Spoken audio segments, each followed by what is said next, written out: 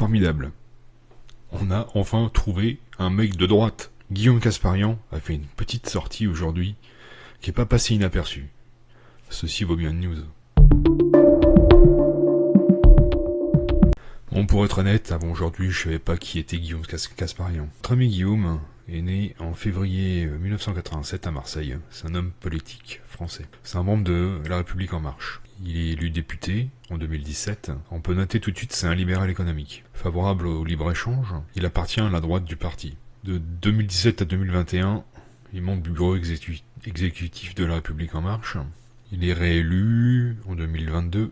Il a porté le projet de la loi anti-squatter, membre du gouvernement Attal et maintenant membre du nouveau gouvernement Barnier. Donc un peu comme tous les autres, classe préparatoire, etc.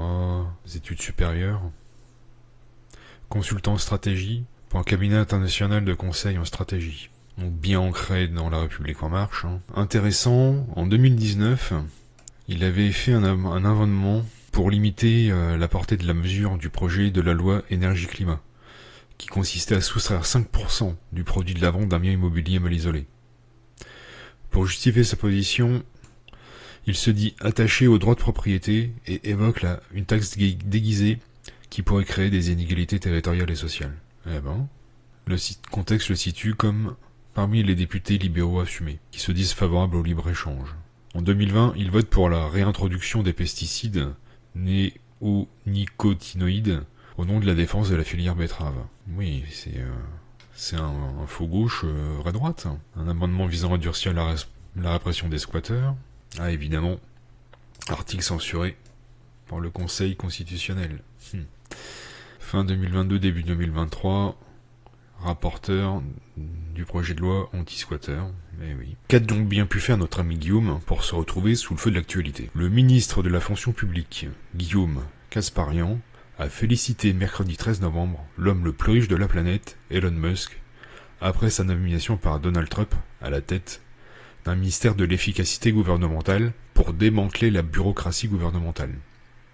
Les propos du ministre ont déclenché de nombreux commentaires indignés à gauche. Donc, blablabla, le patron de X, soutien inconditionnel de Trump, désigné...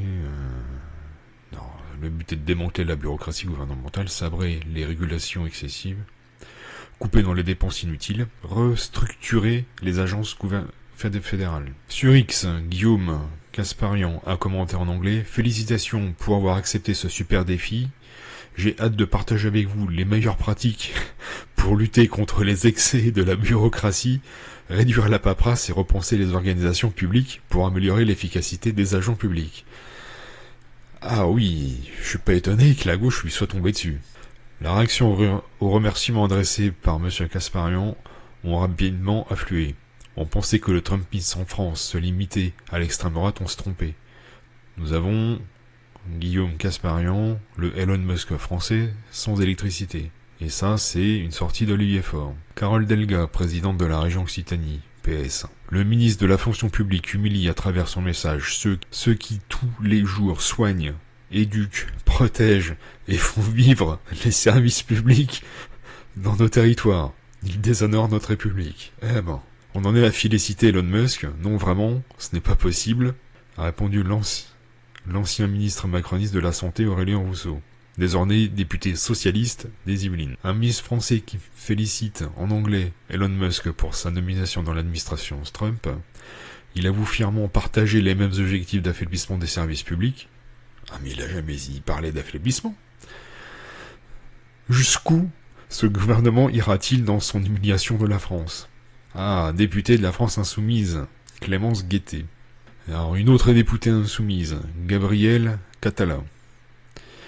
Ce message annonce le programme de Kasbarian, privatiser, enterrer les services publics, démanteler l'État au profit des plus fortunés. La Macronie sombre chaque jour un peu plus dans la collusion avec l'extrême droite autoritaire et violente. Mais où a-t-on parlé de violence? Qu'est-ce qu'il a dit de mal?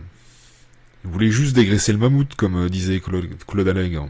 Le soutien aux suppressions du ministère américain de l'Éducation et de la Commission de régulation de l'énergie nucléaire est un modèle pour les macronistes.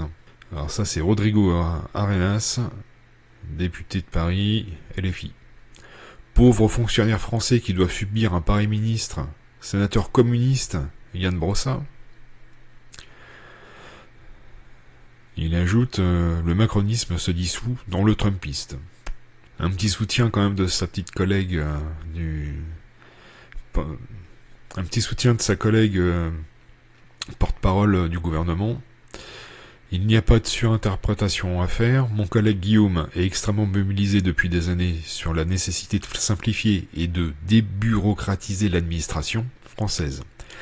Il a félicité son homologue, et ça s'arrête là. Et enfin, Valérie Pécresse a salué sur X la nomination d'Elon Musk. Le comité de la hache anti-bureaucratique, j'en ai rêvé, et Elon Musk va le faire. J'imagine que vous, ou un de vos proches, vous avez déjà eu affaire à l'administration française, à la lourdeur, la lenteur bureaucratique.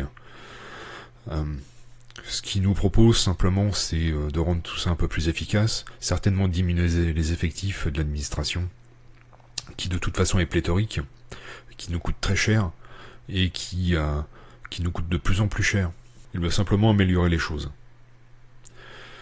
Et on voit, à travers cet article, que l'ensemble de la gauche lui tombe dessus, parce que on touche un peu... c'est un peu les bijoux de famille pour eux. C'est un peu leur raison d'exister.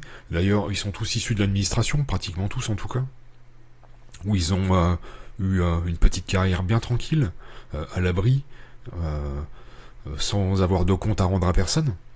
Et puis aujourd'hui, ils ont des activités politiques qui leur permettent de vivre tranquillement, leur petite vie tranquille. Ils veulent surtout pas que ça change. L'intérêt pour eux, c'est de continuer à pouvoir justifier les augmentations d'impôts pour justifier de rendre des services publics efficaces, alors que ils font rien de tout ça.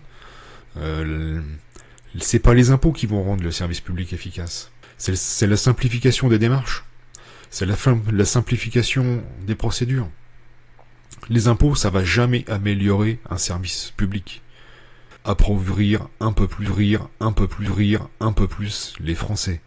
Ça va simplement appauvrir un peu plus les entreprises, les empêcher d'investir, les empêcher de progresser, les empêcher de grossir, les empêcher de créer de la richesse, et les empêcher d'améliorer la situation économique de la France. Le seul but de la gauche, c'est de tondre les Français, de tondre les entreprises, pour continuer à vivre, pour continuer à nourrir leurs clients, la grévosphère, la racaillosphère, la cystosphère, la glandosphère. C'est le seul but de la gauche. Alors évidemment, quand quelqu'un vient bousculer leur petit plan, il est la cible privilégiée de toute cette frange de la politique, incapable de gérer le pays et incapable de le sortir du marasme dans lequel ils l'ont mis. Merci de m'avoir suivi. Informez-vous, agissez. À bientôt pour de nouvelles news.